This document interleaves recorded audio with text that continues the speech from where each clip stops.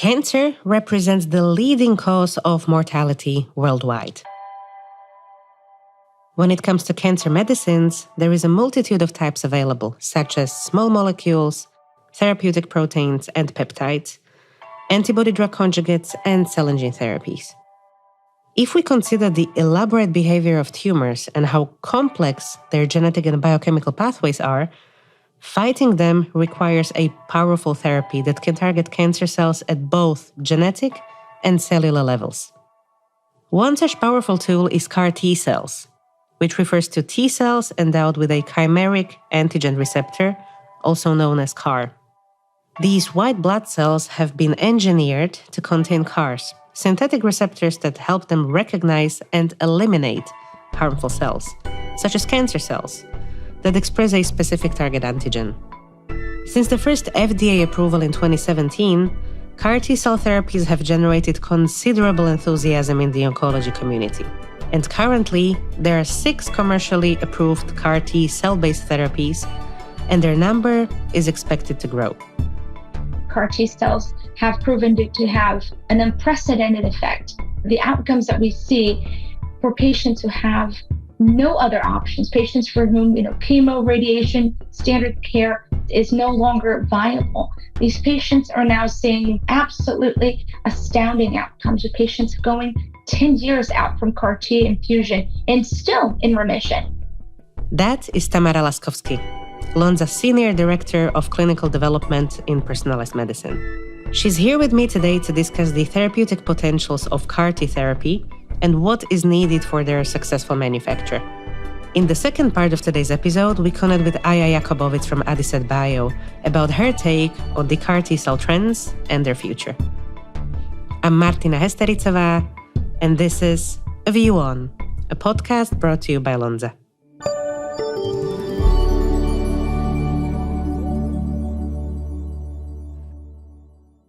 Hi, Tamara. Thank you so much for joining us today on this podcast. Absolutely. My pleasure. Thanks for having me. Before we start discussing the ins and outs of CAR T cells and therapies and how they are manufactured, could you define for our listeners what is a CAR T cell in the first place? CAR T cells are essentially T cells of the body, the same T cells that people are familiar with, the T cells that fight your infections, your cold, viruses, and things of that nature. Only in this instance, these T cells are engineered. They carry a brand new molecule called a chimeric antigen receptor, or CAR for short. And it's designed to redirect the specificity of these killer cells so that they can become more apt at targeting disease cells, such as cancer cells, for example. So what the CAR does in and of itself, it is a receptor that's designed to have 2 main functions. One is the ability to find the target. So it's got a portion of it on the outside of the cell, on the surface of the cell, that serves as a detector. And the second function is the ability to activate the T cell once it engages that target. So the CAR receptor has to accomplish 2 things. It has to lead the cell to the tumor through this detector, and then activate the T cell against it once it engages that target. In some instances, researchers have also integrated novel genetic modifications along with CAR to make CAR T cells even more potent, more persistent, so that they can fight the tumor for a longer time in the patient. Bionic T cells, that sounds really exciting. Yeah, it's a little like that. If we are to take a step back, though, and focus on the manufacturing of CAR T cell therapies, what technologies are needed to manufacture these therapies, and how can you ensure that these cells remain viable even after all the procedure? I assume you take the cells from a patient, but what happens next? It is a loaded and elaborate process. You're absolutely right. Unlike other classes of drugs that we're very accustomed to, for instance, small molecule-based drugs or even antibody drugs, those entities can be produced. They have one given function, and essentially, so long as you get a process that's pretty robust, you get a product. Cell therapy is very different. It's different in that these are living drugs. And what does that mean to be a living drug? It means that that drug is designed one way, it's manufactured, it's tested, and then it goes into the patient. And we know what it has the capability to do, but it may change as it encounters other cells in the patient body, as it enters into the tumor microenvironment, So there are two approaches. One, which is a lot less common these days, but has gained a lot of momentum. So the first is the most common is autologous CAR Ts. The patient is the source of T cells for the manufacture process. So the patient comes in, a sample is taken from the patient. Now these cells are going to go into the whole process of being engineered and expanded and then evaluated for ultimately being infused back into the patient from which they were taken. So it's sort of a closed loop. It's from self back to self. Allogeneic, on the other hand, leverages an outside source, essentially a healthy donor material, and that becomes an off-the-shelf source, a source from which you manufacture, you build an inventory, and you cryopreserve that, and that can be administered to patients, to various patients, sort of as an off-the-shelf drug, just like if you would purchase a drug at the pharmacy, only this is in a hospital setting, et cetera, and it's a much more complex drug. But back to the autologous. If we walk through that process, once the cells are essentially harvested from the patient, processed and put into a system, they're going to have to go into a culture period during which they're activated. Remember, these are cells that only respond when there's need. You do not have rapidly growing T cells in your body naturally. They only grow and proliferate and grow in numbers when they are needed. So you have to activate them in the lab. You activate them, then you genetically modify them. We typically use viral vectors to carry out these modifications. And again, it's leveraging the intrinsic biology of viral vectors. Viruses have an intrinsic capacity to deliver a payload. So essentially a virus that is a professional vehicle that brings something that it then transfers into a cell. Typically, that something is harmful to the cell. It can be a disease-causing agent. But in the case of gene therapy or cell therapy, we borrow that. We take the viral particle and we repackage it in a way that now what it's delivering is the CAR and not anything harmful to the cell. So the virus comes in and touches that cell, engages it, delivers the CAR into the cell. Once the CAR is inside of the cell, it goes into the nucleus where it integrates the DNA of the cell. So now it's become part of the genetic makeup of this T cell. So you've created a CAR T cell, a cell that now has a completely different gene and can make a CAR protein. That protein that travels to the surface and is anchored on the surface as a receptor. So now they've made CAR T cells. You've got to amplify their numbers so that we have sufficient cells to administer in terms of meaningful doses for clinical application and clinical trials for treatment of disease. Those doses may vary significantly depending on the study, the patient population, and also the drug itself, the CAR T cell itself. And those studies are pre-established and determined early on in the preclinical in vivo phase, where the ability of these CAR T cells to be screened for functionality is then determined. So once you've created that, you now have to expand these cells. Typically, in a preclinical lab, when these therapies are being developed, this is done heavily through manual processes. Now, when you transition into clinical manufacturing, it's highly desirable to have automated platforms to grow these T cells in. And the reason for that is because an automated system can carry out the multiple activities that are required in this process without a human consistently intervening in the process and manipulating the cells. This is advantageous also because it reduces the chances that you will have contaminations from consistent opening and closing of vessels to manipulate the culture. So to that end, involving manufacturing platforms that are automated, that allow for cell culture, for media exchanges, for feeding and growing these cells in a healthy way is a great approach to set up your cell therapy pipeline for manufacturing CAR T cells. The reason why this is important is because you want these cells to do a great job, proliferate and grow once they're inside the patient, in the body. So it's important that you don't exhaust them early on. So all those considerations are really important. And we pay close attention to that. You have to activate them, you have to grow them, but you have to do this in a way that prevents early exhaustion of these cells. Thanks, Tamara. And I also enjoyed you explaining the difference between allogenic and autologous therapies. And for our listeners that would like to refresh their knowledge or revisit some of our older episodes, you can go to our third episode of this season, where we spoke about cell and gene therapies in general with Behnam Ahmadi and Bahbajarani. Now, Tamara, I'd also like to get your view on the development of the field as a whole. So what we've seen in the last few years and even months are several approvals of CAR T cell-based therapies. What developments do you expect to see in the near future, say 5 to 10 years? It's just such an exciting time for the field of cell therapy. And you're absolutely right. We've seen now 6 different approvals spanning 2 different large groups of diseases, but all really hematological malignancies today. That has been sufficiently exciting to fuel all these other discoveries and a lot more initiatives looking at how CAR Ts can play a role in other disease settings and even disease settings beyond cancer. So, looking directly in oncology, where CAR T cells have proven to have an unprecedented effect, the outcomes that we see for patients who have no other options, patients for whom chemo, radiation, standard care is no longer viable. These patients are now seeing absolutely astounding outcomes with patients going 10 years out from CAR T infusion and still in remission. So, in that space of immuno-oncology, where there's such an unmet need for patients, we see CAR Ts progressing quickly into solid tumors. Now, the initiatives are there. If you look and open up a summary of preclinical studies today, there are a number of those that are looking at treating solid malignancies. Now, those are very complex diseases. So, how do you contend with that? How do you deal with this problem and address it? Investigators and researchers are taking this knowledge back to the lab and refining their CAR T strategies. Can we create new generations of CAR Ts that are able to go into the solid tumor and overcome all these challenges that we did not have to overcome with hematological malignancies? So, one such challenge, for instance, is oxygen. Oxygen is lower in concentration inside of a solid tumor mass.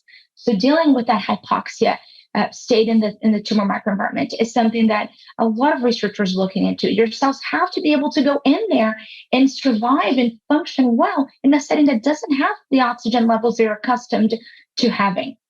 In addition to that, we also see these enhanced products coming in with various edits. So the insertion of a CAR, the addition of a CAR to a T cell is considered to be a genetic edit. But likewise, you can add other edits that make the cell more fit to survive in an environment where oxygen concentrations are going to be really low or much lower than what it's used to. Or you can shield that cell through edits against those inhibitory signals that are going to come from other cells in the tumor microenvironment that are shutting down the immune response. You can create edits that can shield the T cell from the effects of these inhibitory activities by other cell types. So we see a lot of that. And through the advent of CRISPR types of gene editing tools, these edits are becoming easier to make in the T cells. And so we see a lot of those initiatives coming in as well. Now, it remains to be shown whether these T cells are going to be robust when they go into the patient and how well we can manufacture a multi-edited product. And then lastly is looking at allogeneic sources of CAR T cells. We see a movement in that direction as well for various reasons. Autologous works beautifully in patients and in various patients, but there are still a number of patients for whom autologous CAR T is not an option. So what do we do for these patients who cannot provide T cells for manufacture? That's where the field has looked at allogeneic sources. Can we take a healthy donor, modify that donor, make CAR T cells that can be administered into patients for whom autologous may not be an option? Additionally, there are concerns in terms of the long manufacturing process for CAR T cells. Today, one of our flagship products on the market is Kymriah, the first CAR T cell to be created.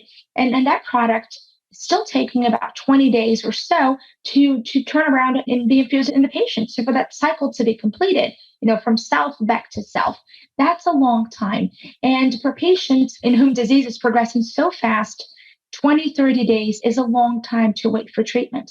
So the field is looking at allo sources. And lastly, it's also the cost and the reimbursement strategies to support these treatments. There are payers or regulators, all sorts of other channels that are involved in cell therapy and CAR T cell therapy, reimbursement strategies, and so forth. And in some instances, those might be prohibitive, depending on the structure that's in place for the patient, for the hospital that's working with that patient. So thinking of innovative ways to reduce the cost of these therapies and make these therapies more accessible to patients is also another motivation that has driven the field to look at allo sources.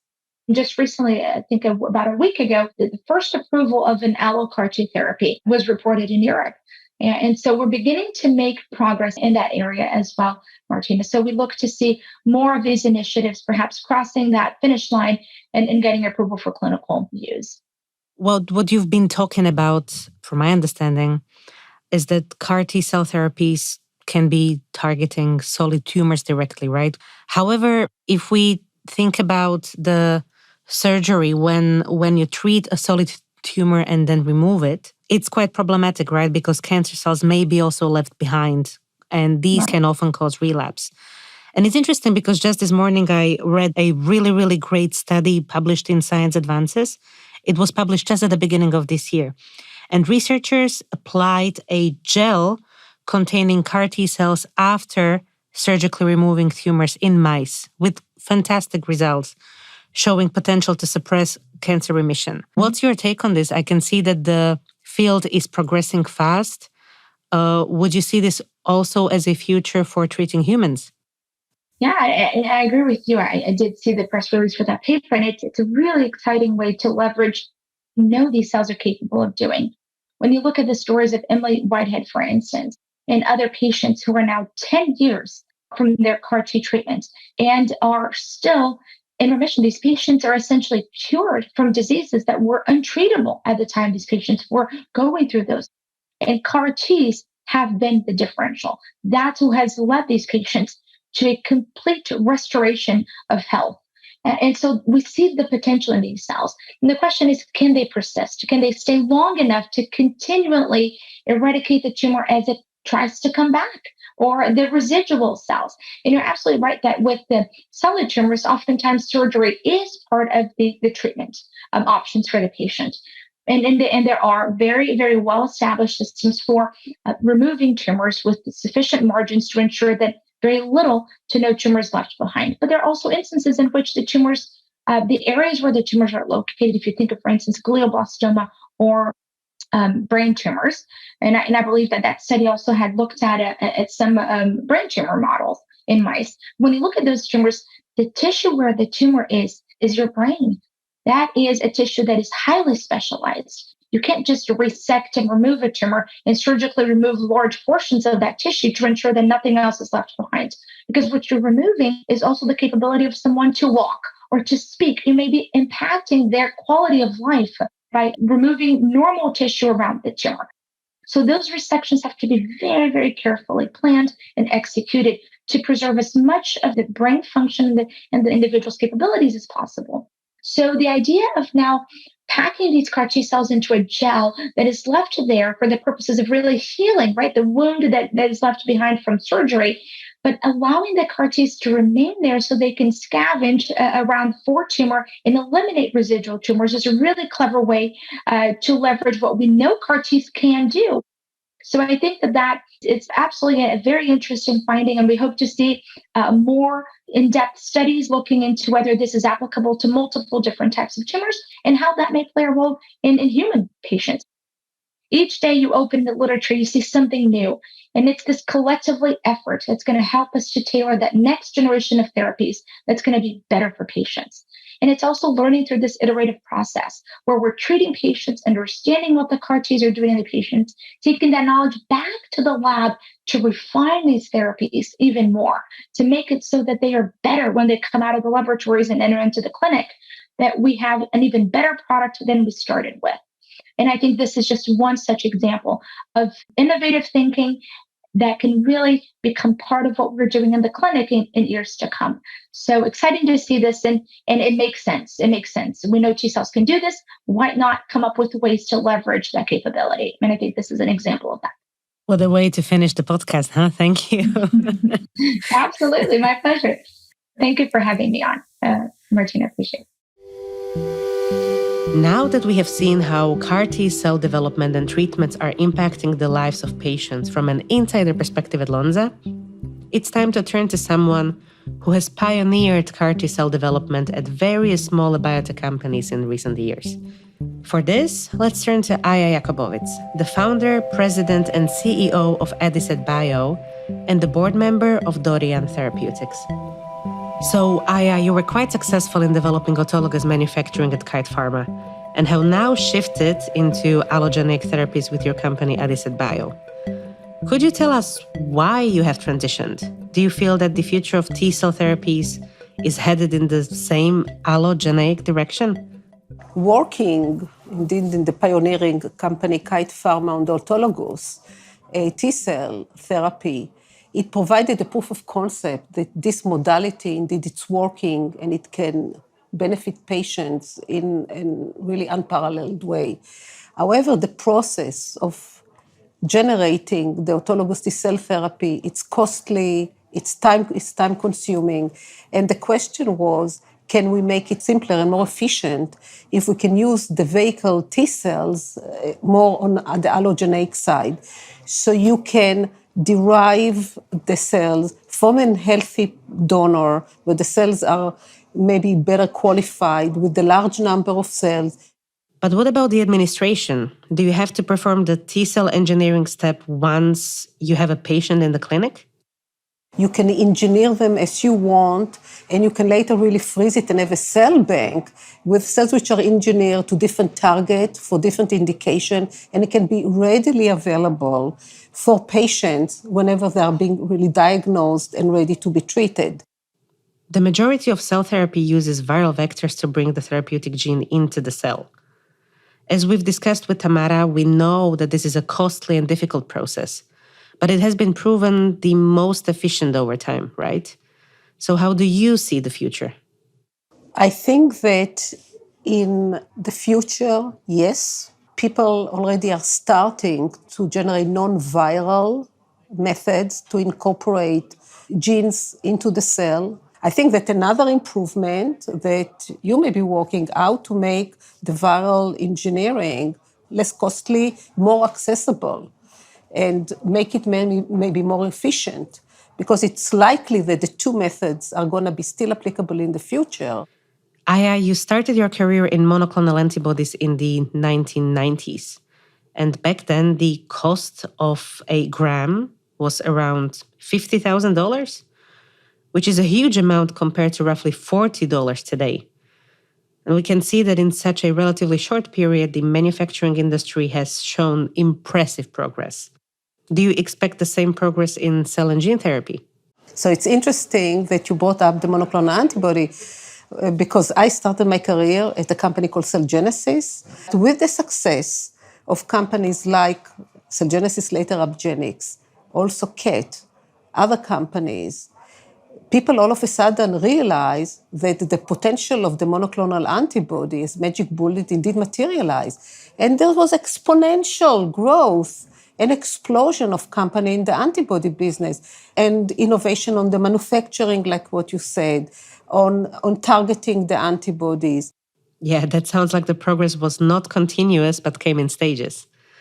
I wonder what we will see once the knowledge gained from increased digitalization is put to use. So it goes in phases. And sometimes it is really, for me, it's gratifying to be also like working in a pioneering work and really trying to push into innovation that leads antibodies, antibody-drug conjugates, and now cell therapy. That's very inspiring, Aya. Thank you for sharing this with us. Thanks for listening to A View on CAR T-cell Therapies with Aya Jakobovits from Attest Bio and Lonza's Tamara Laskowski. I hope you enjoyed learning about this groundbreaking approach to cancer treatment that uses re-engineered immune cells to recognize and combat cancer cells. We will be back next month with another deep dive into the pharma manufacturing world. If you cannot wait, head over to lonza.com/a-view-on to listen to our previous episodes, subscribe to never miss an episode, and access additional materials and interviewee info. Bye for now.